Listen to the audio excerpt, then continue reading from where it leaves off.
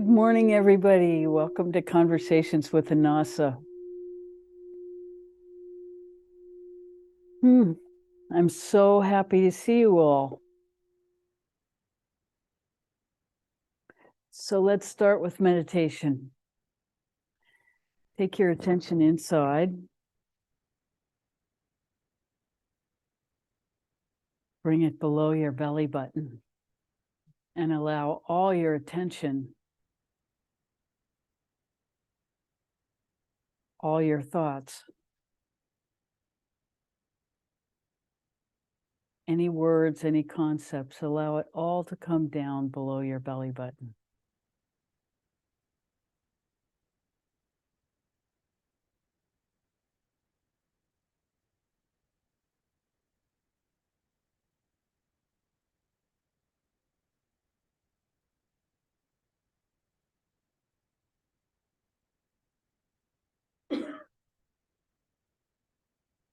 And as you shift your attention in this way, so will your perception shift. The next step is to take your attention to your breath below your belly button and feel into the space between the in-breath and the out-breath, and between the out-breath and the in-breath. And it doesn't matter how long that space is. It just matters that you put your attention there.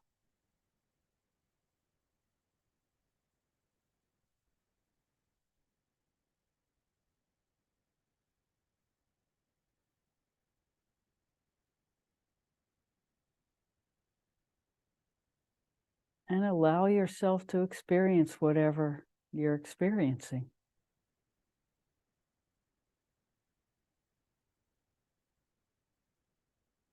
And consider that for the moment, the truth of the moment. And allow your awareness of anything else to just dissipate.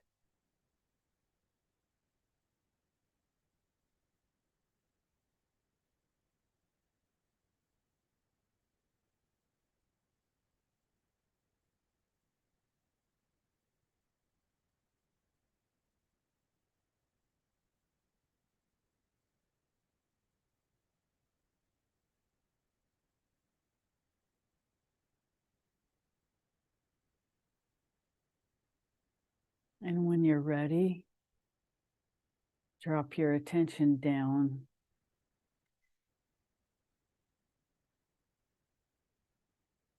just below the tip of your tailbone.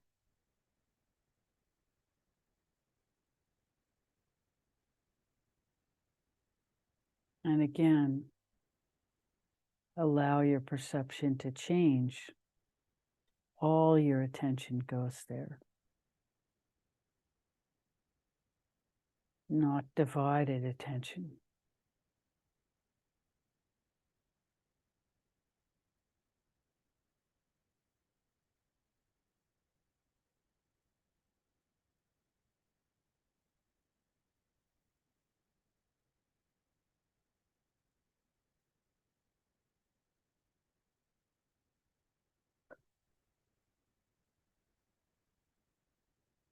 And again, take your attention into the space between the breaths.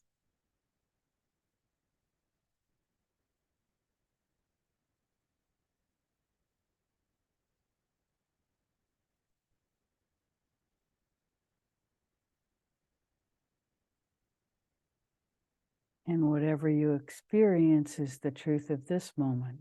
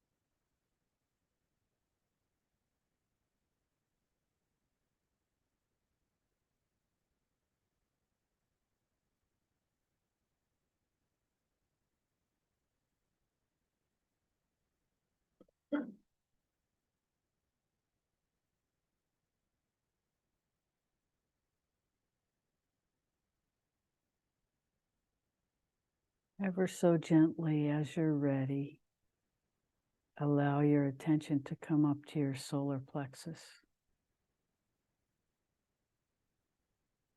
And at the base of your rib cage.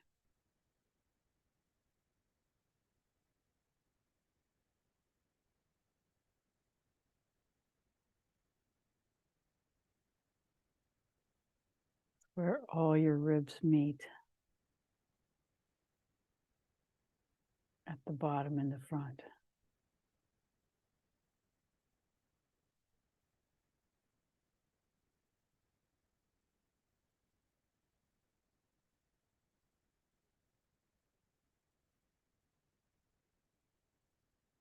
The anatomical name is xiphoid. That's where the bone is. And it's just below the tip of that bone, the xiphoid process, that we put our attention.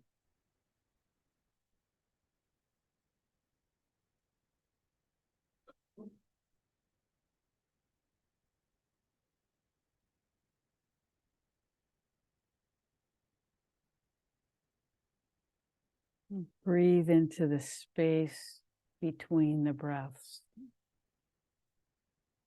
in your solar plexus.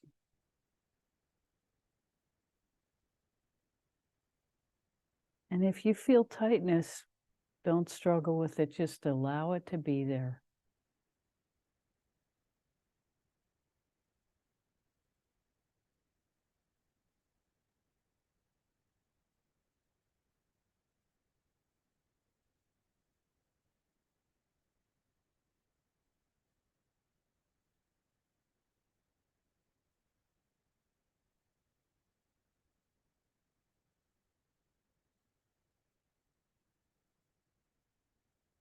And if you feel something you don't understand, ask to be informed of whatever you need to know.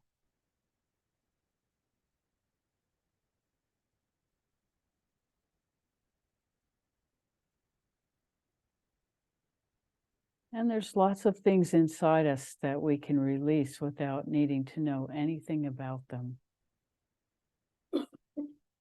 And then there are other things that we need to process a bit to let go of.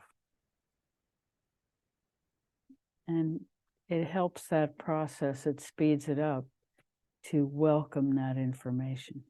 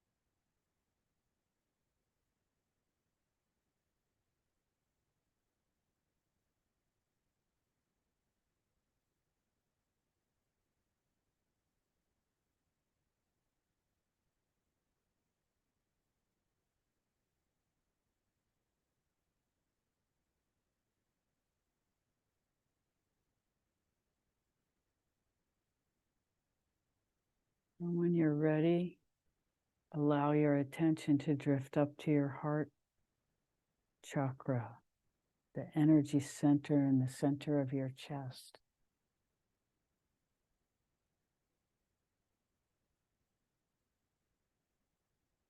Especially breathe into the back of your chest.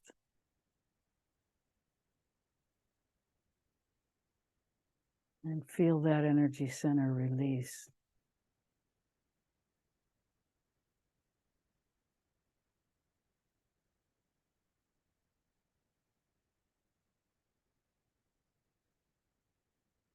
And you might feel a sweetness that starts to rise up from that spot.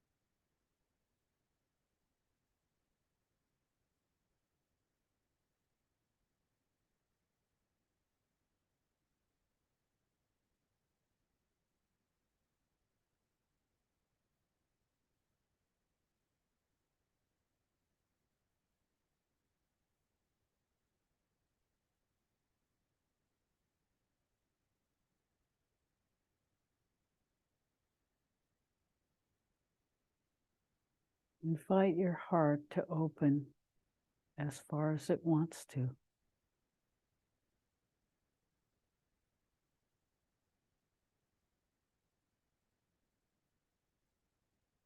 And then just go a little bit more.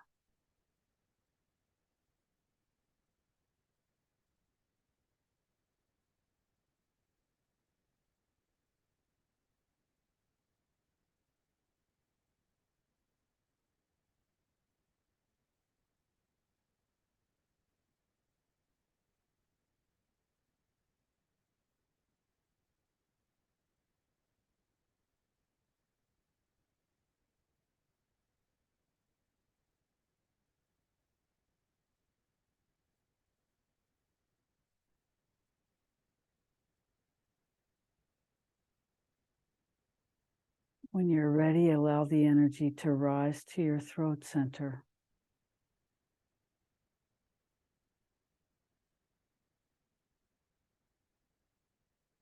And swallow a little bit to let any restriction go. You may have to move a little bit to get your neck loose.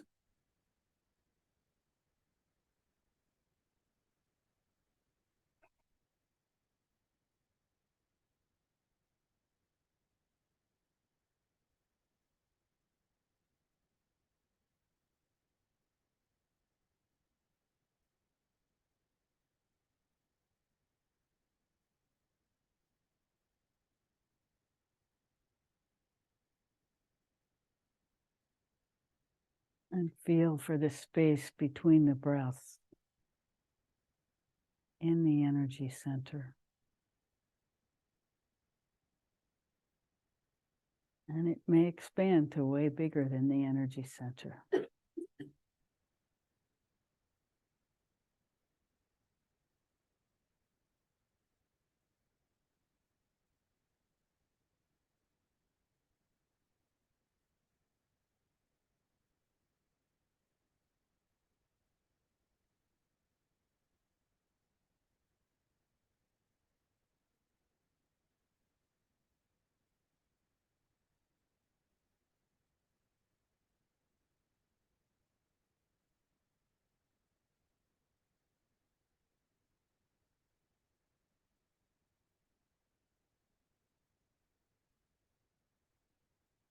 And when you're ready, allow your attention to come up to your third eye in the center of your head.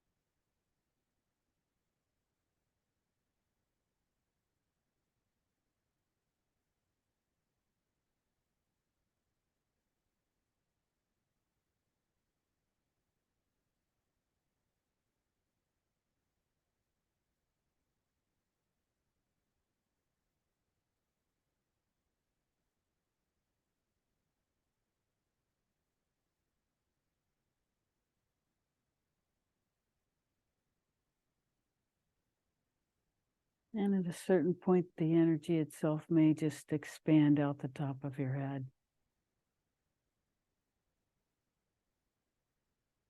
into a huge flower.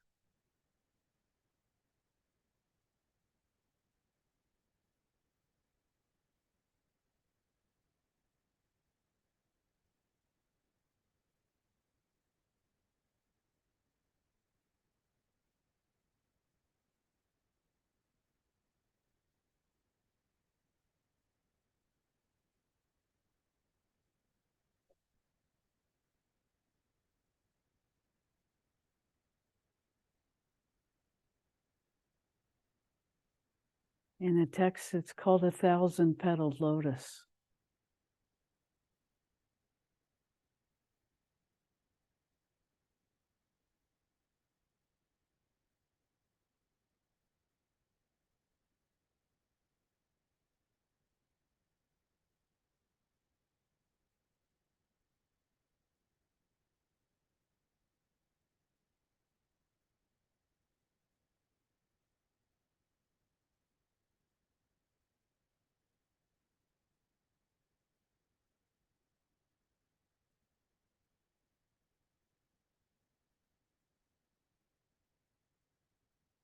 And now allow your energy to go a bit higher above your head.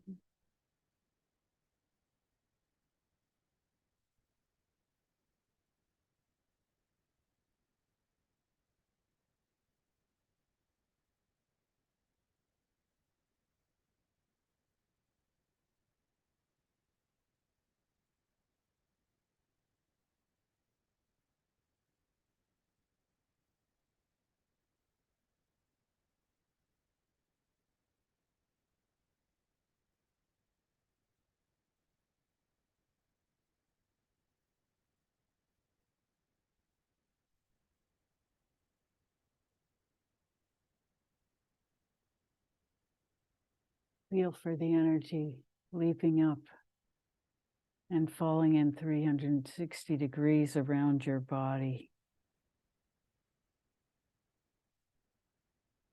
collecting underneath and coming up your central channel.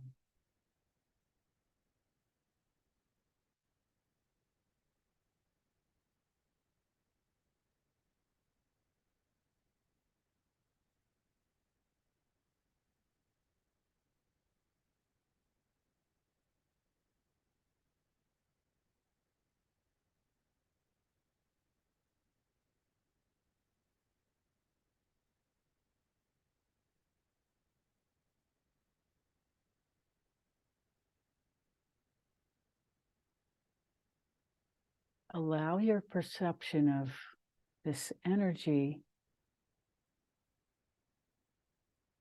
to come to the forefront, and your awareness of your body, you can take it for granted and feel for the energy primarily.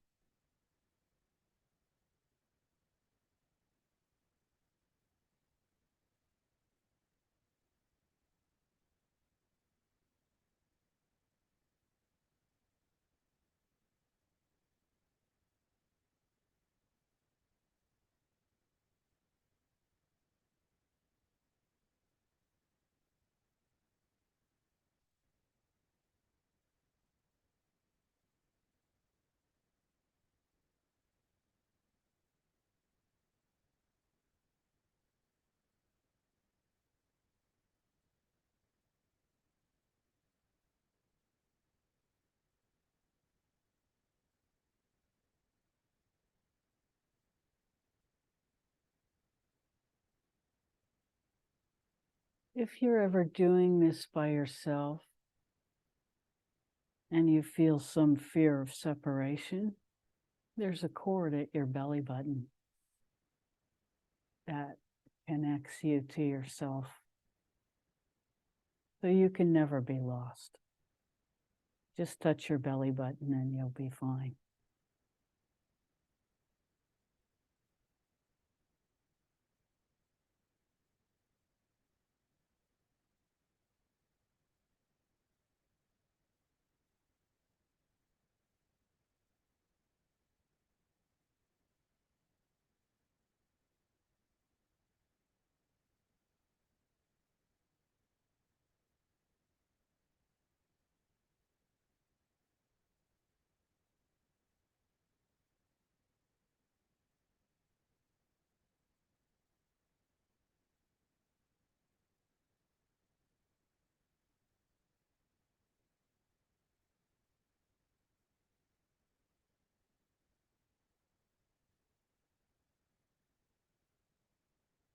And now feel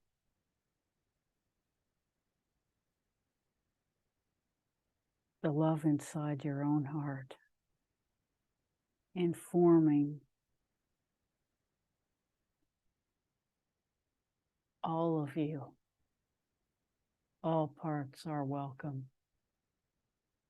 All parts are here to be loved.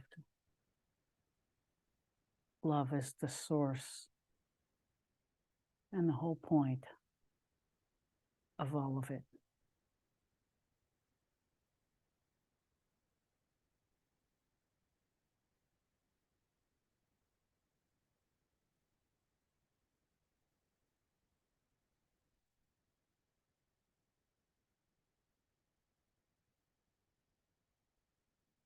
And allow this love to circulate through every part of your beingness.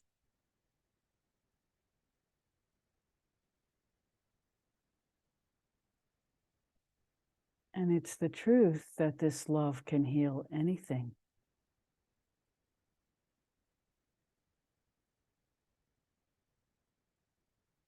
The only limitation is our belief system. That's why we call it a matrix of belief. Just feel for this love.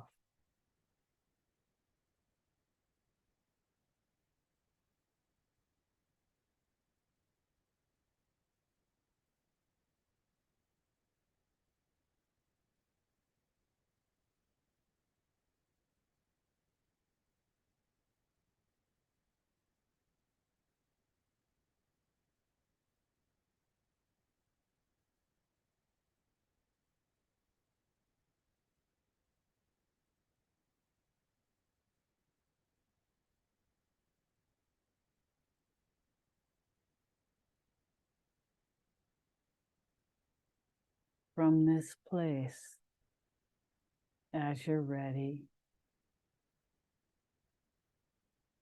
begin to open your eyes slowly, holding your attention and awareness in this energetic field that you are.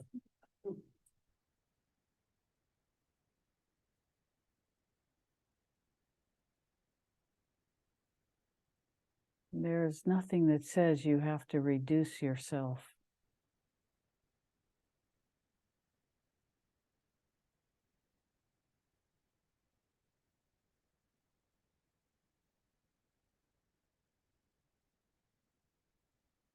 To occupy your body.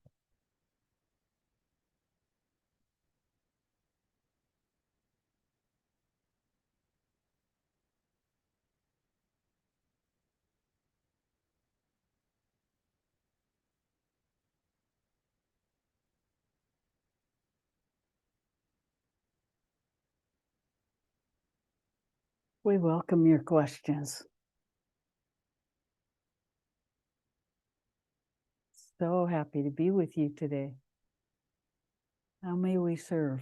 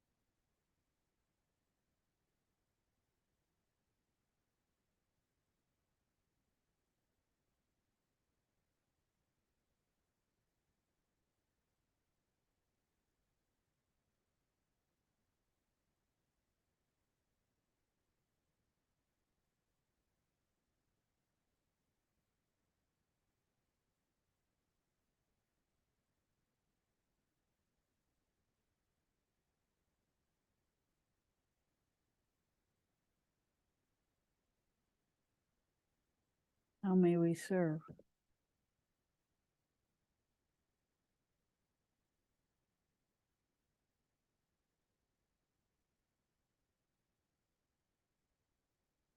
Yes. Could you talk a bit about, one talks about feeling the love in one's heart chakra, feeling somebody with love, say, treating somebody, and the love that's already there, that's informs every cell of the body, no matter how sensitive.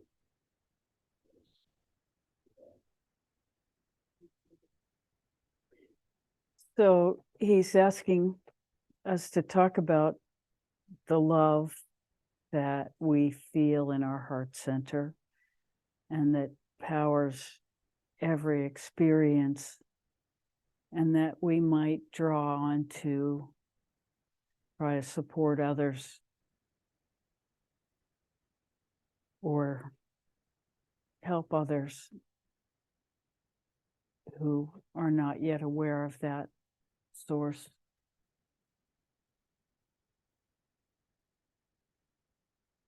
So the biggest limitation for human beings, the biggest one, is the failure to embrace love within oneself. Or put another way, the habit of self-rejection.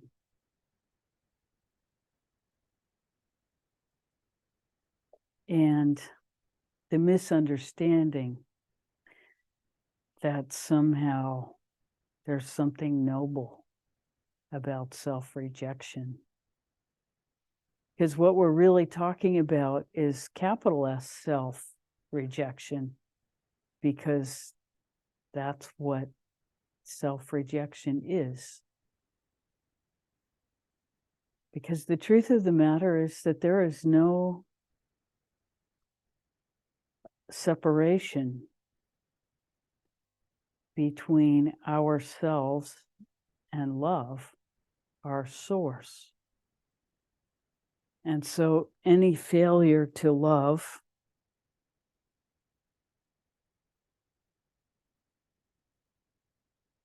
is capital S self-rejection.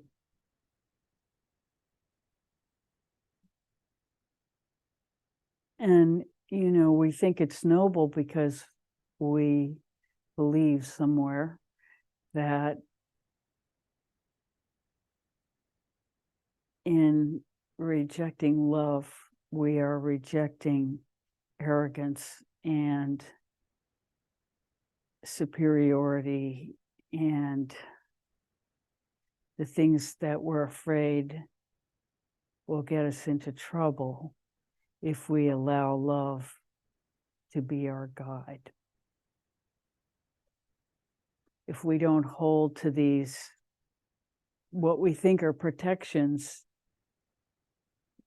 that we believe hold our ego in check from, we use the phrase taking advantage. And the reality of it is that none of us have tried self-acceptance with a capital S to the point where that might even be a possibility.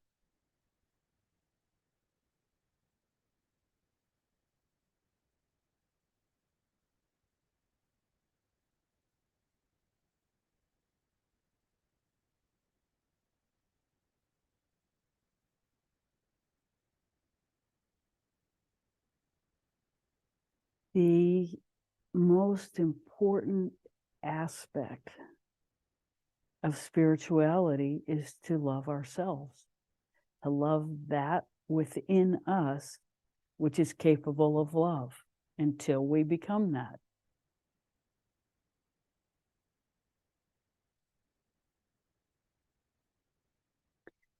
And instead of doing it, we point to people that we think have done it in the past.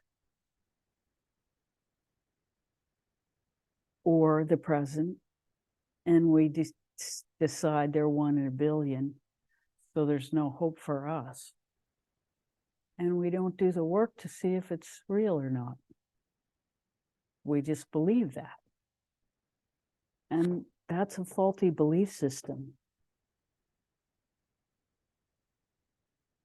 Love is the source of everything, and the more we share it, the more it grows.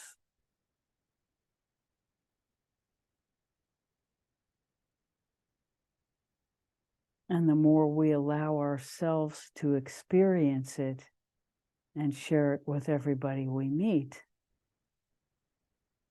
the more impact we have for good in the world.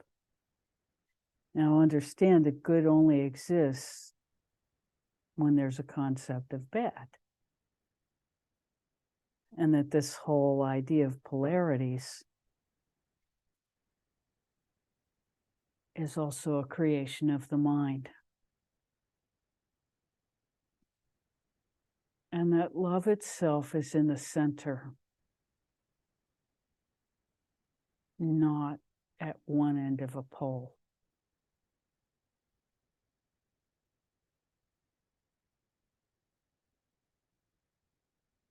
Love is the whole point. Love is the center.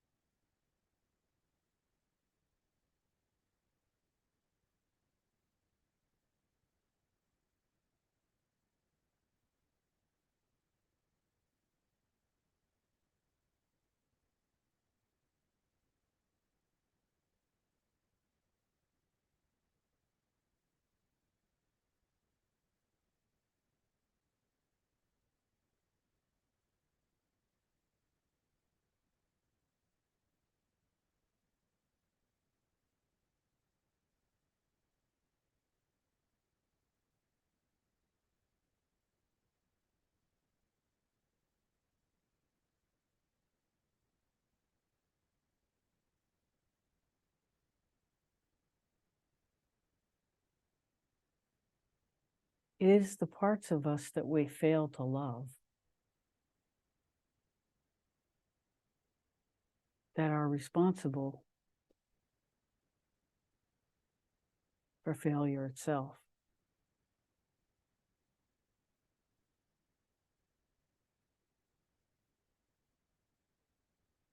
And we could call that karma.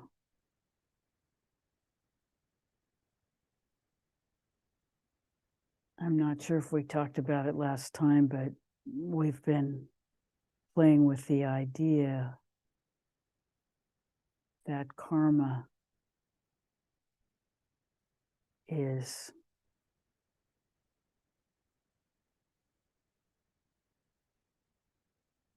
that which we have failed to integrate.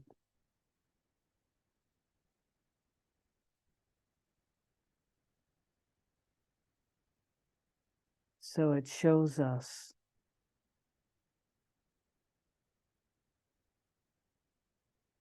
what we would consider the dark side of ourselves.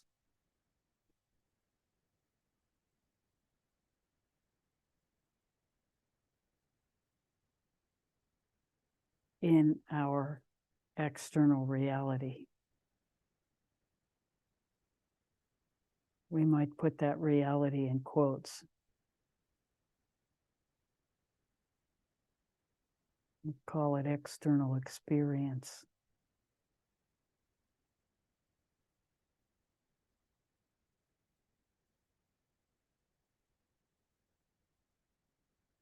It is that which we have failed to love in ourselves.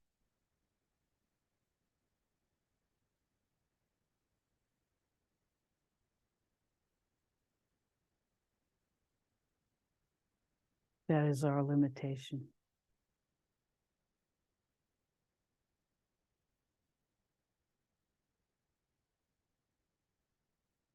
And by limitation, we're talking about failure to love. So it's a very self-referential concept.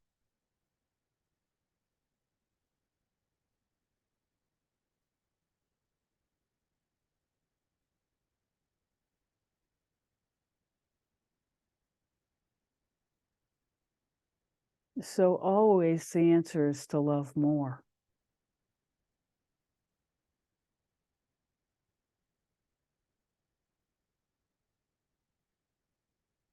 That's pretty much the answer to every question.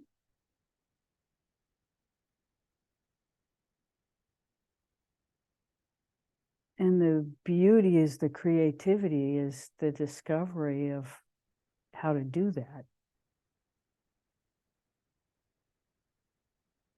And each of us has infinite capacity to be creative in that discovery.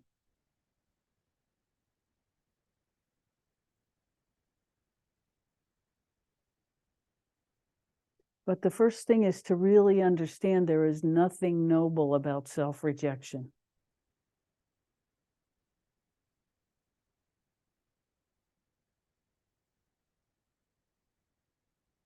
Yes. So is self-rejection part of atonement?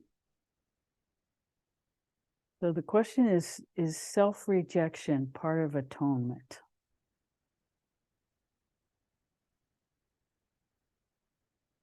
Well, it depends on how you define it. In atonement, really, the best definition I ever heard was that atonement is really at one-ment.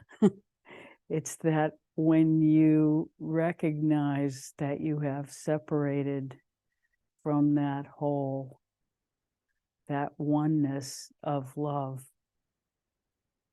that is our nature, then yes, atonement is essential because it's coming back to that oneness. But if it has any other meaning, The sin is not recognizing the sin is what we do to ourselves when we reject ourselves.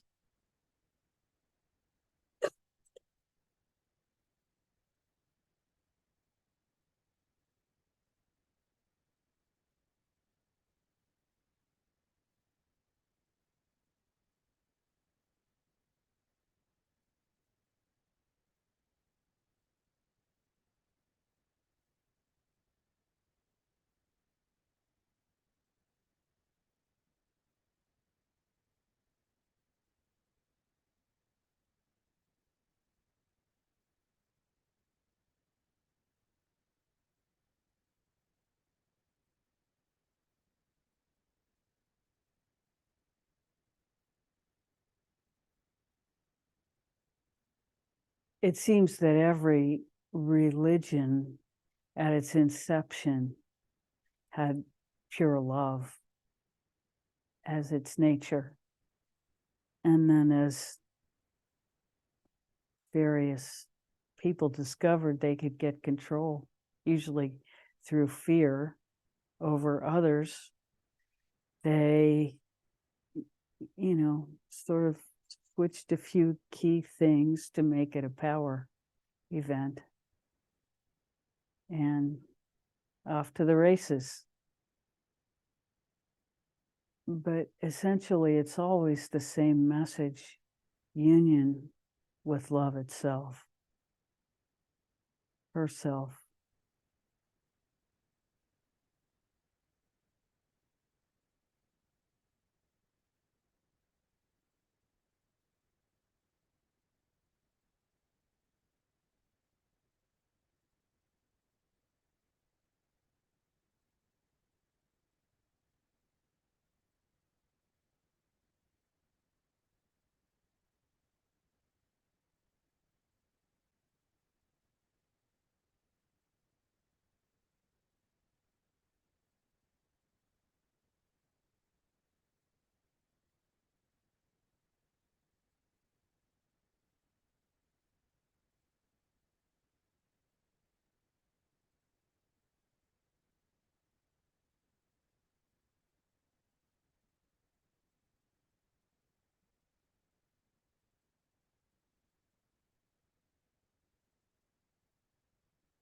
Is it that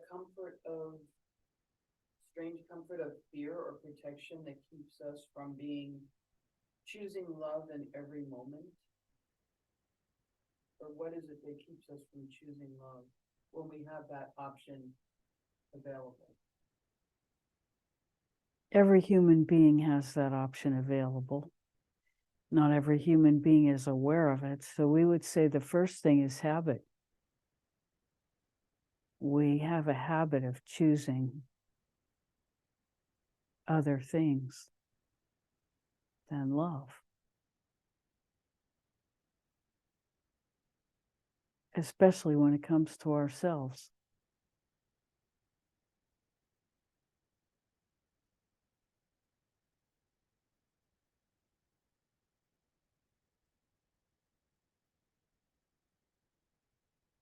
The habit of choosing others' messages as The habit of ignoring love as something to be cultivated. We always have things that are more important.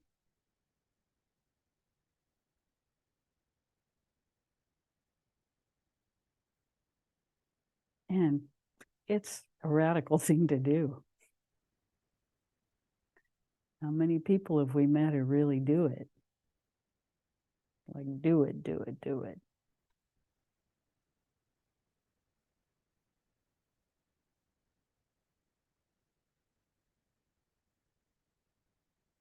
You know, it's easier for us to choose to love others under certain circumstances and to kind of have a narrow definition where, okay, I can love over here.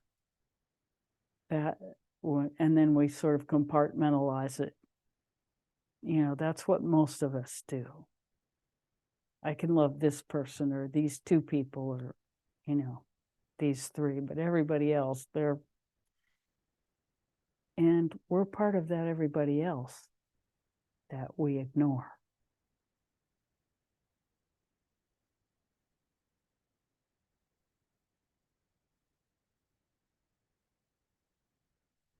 So if we start by really giving deep consideration to loving that which we're made of and cultivating that oneness with that love, that union, like what that means, what that feels like, what that even could be.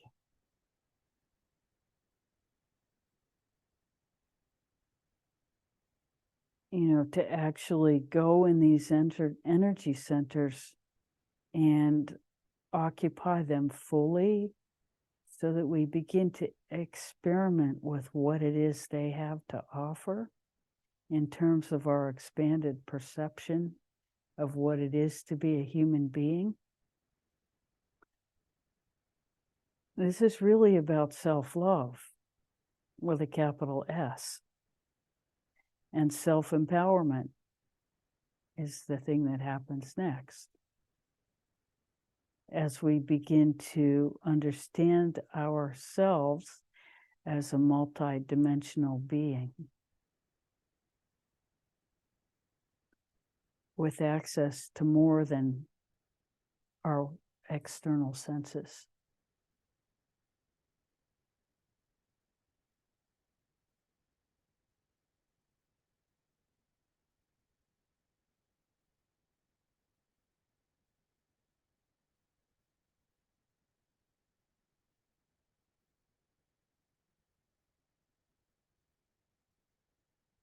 And it becomes very interesting what it means to love and respect another person as our own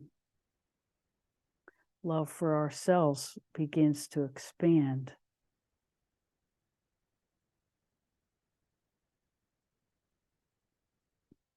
And just what it means to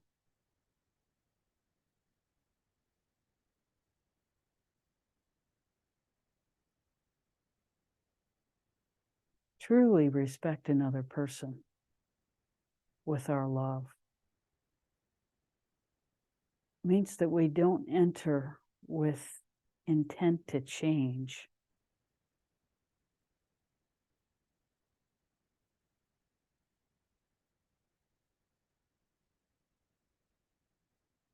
That's the first thing we discover.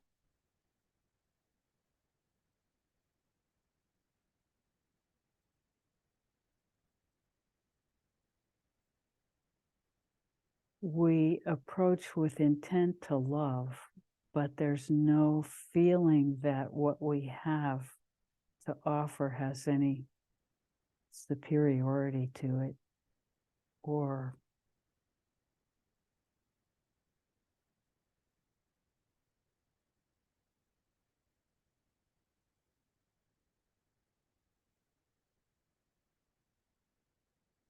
we want to get our way. That there's love and invitation with genuine respect for that which we know we don't understand. We assume we understand others with very little feedback that that's the truth. So we drop that assumption that we understand. And we approach with love and quiet.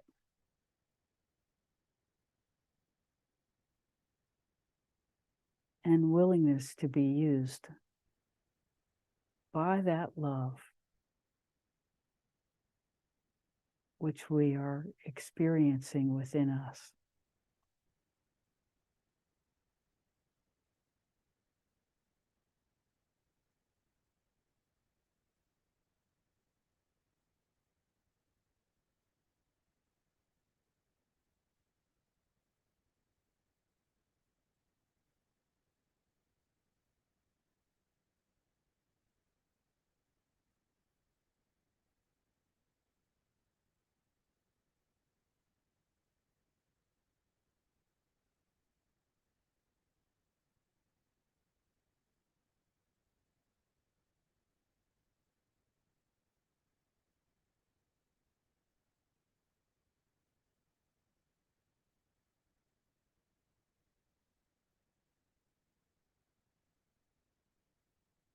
Any other attitude makes us sort of missionaries.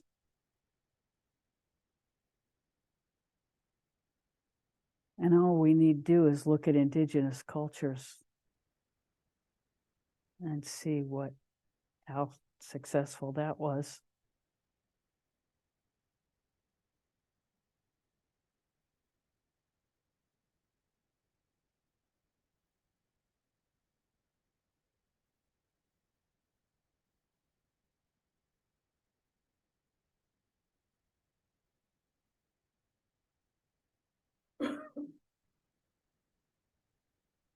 Does that answer?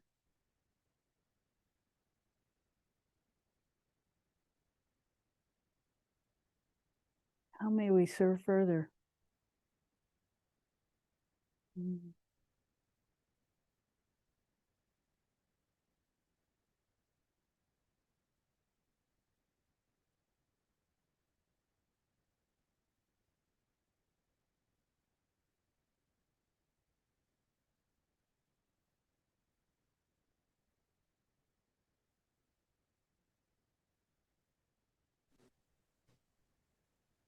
Yes. Well, I just have to say that's nothing short of huge.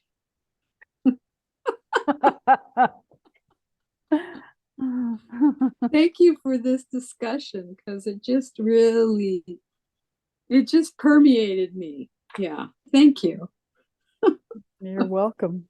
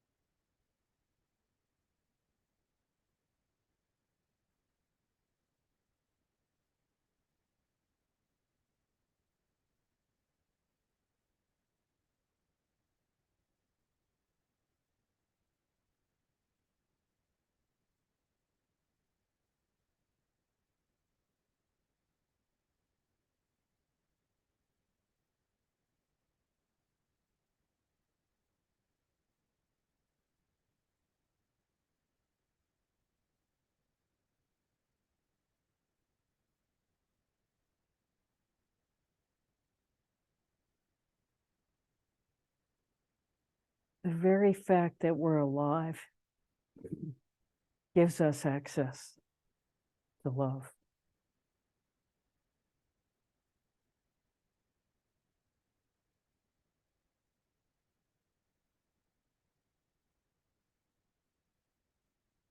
So whenever we feel unloved, that's actually us expecting someone else to relieve us of our self-loathing, or at least distract us from it.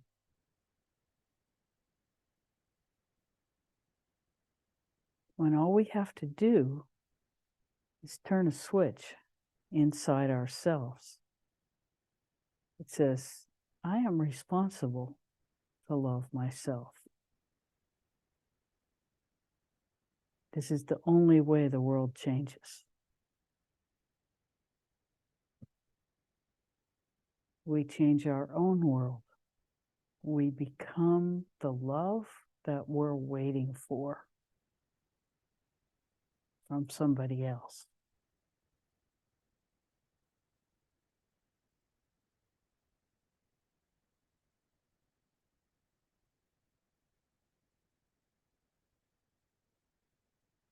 And this is radical because the second we start to do that, our mind will think of 10 billion reasons why that's a mistake.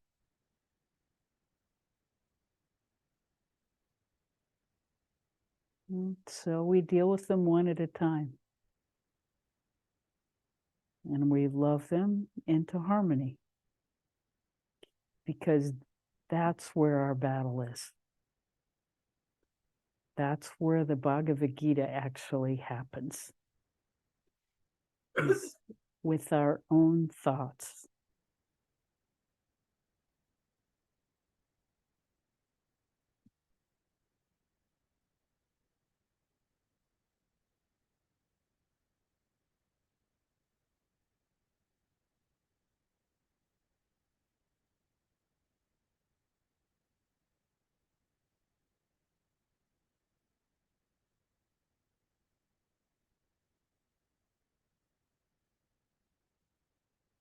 So we can blame the creators of our matrix of belief,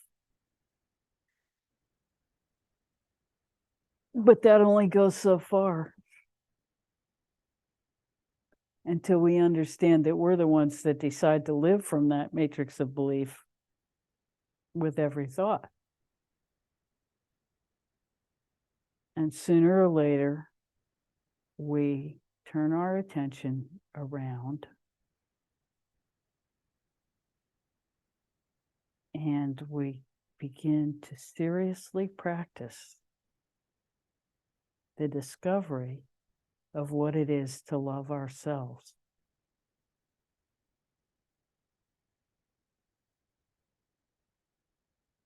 Because we've tried everything else.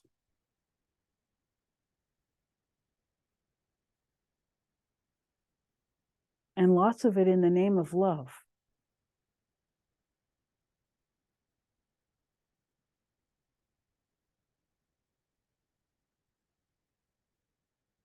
But the critical thing is which direction our love is going. And the first question to ask is why? Why don't we get to benefit from love itself? Why are we doing this when the first thing we need to do is this?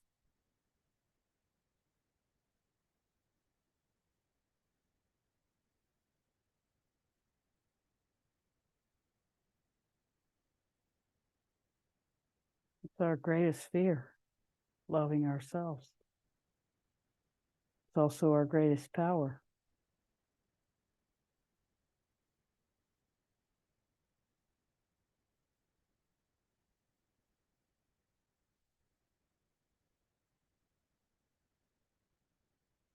Because it becomes our greatest freedom.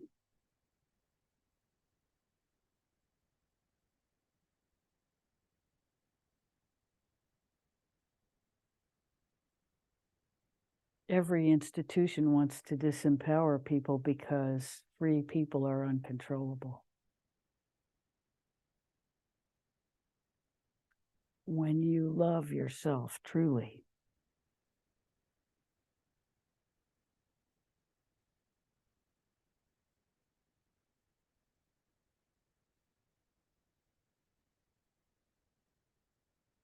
when you are at one with yourself, this is what true atonement is. At one with love itself.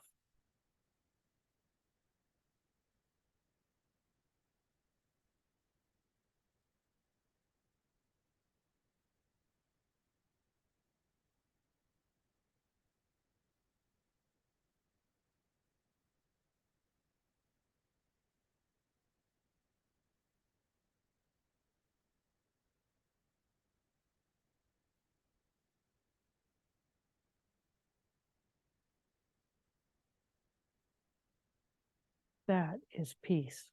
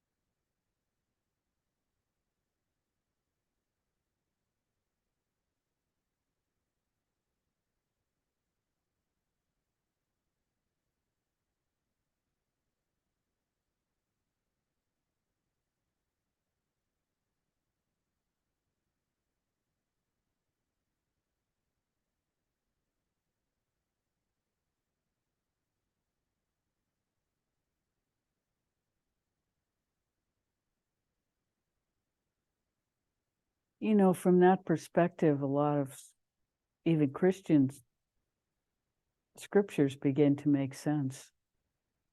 Thou shalt have no other gods before me.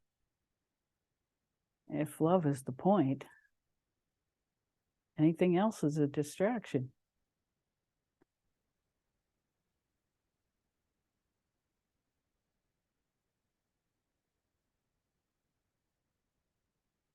The peace that passes all understanding. That's union.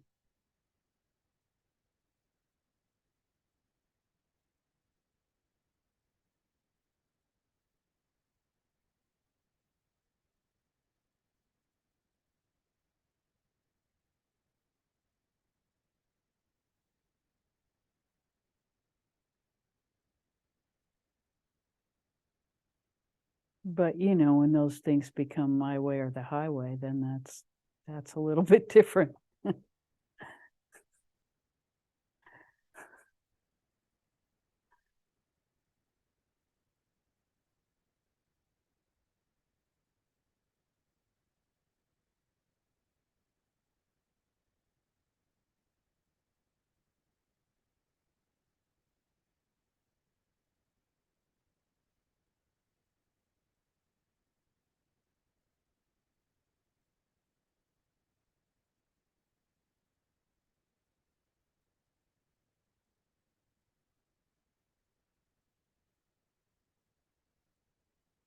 Well, yes, the one true church, but what does that mean? If this being is the one true church, sure.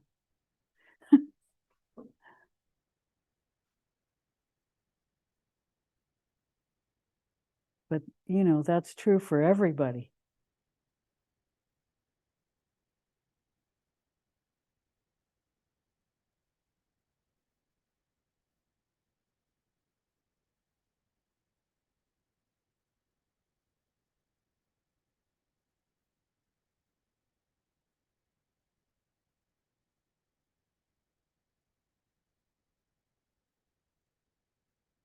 And we would say the greatest sin is separation. And thought patterns that create separation.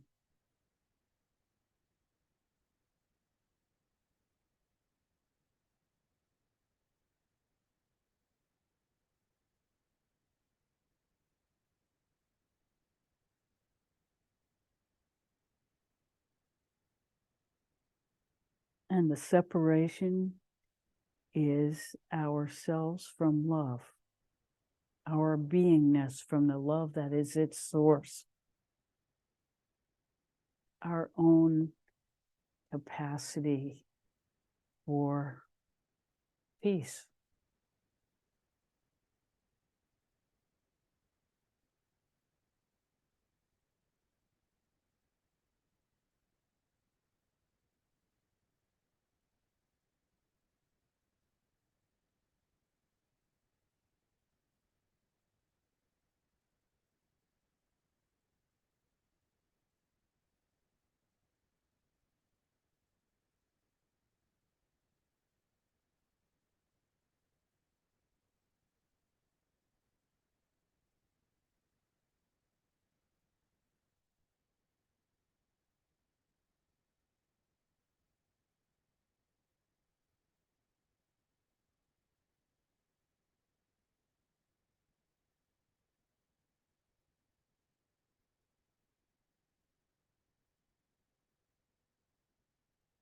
So we're sort of falling into meditation naturally. Or maybe we should just leave it at that today.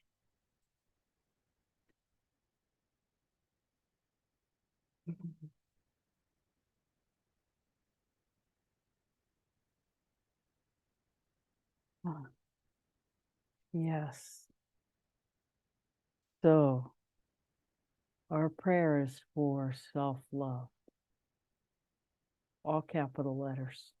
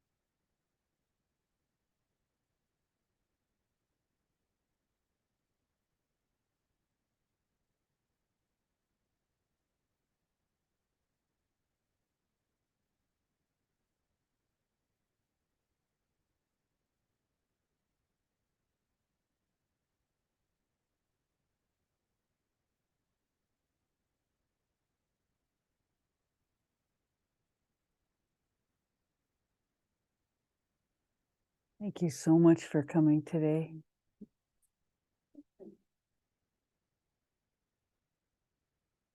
We've completely enjoyed being with you. So much love.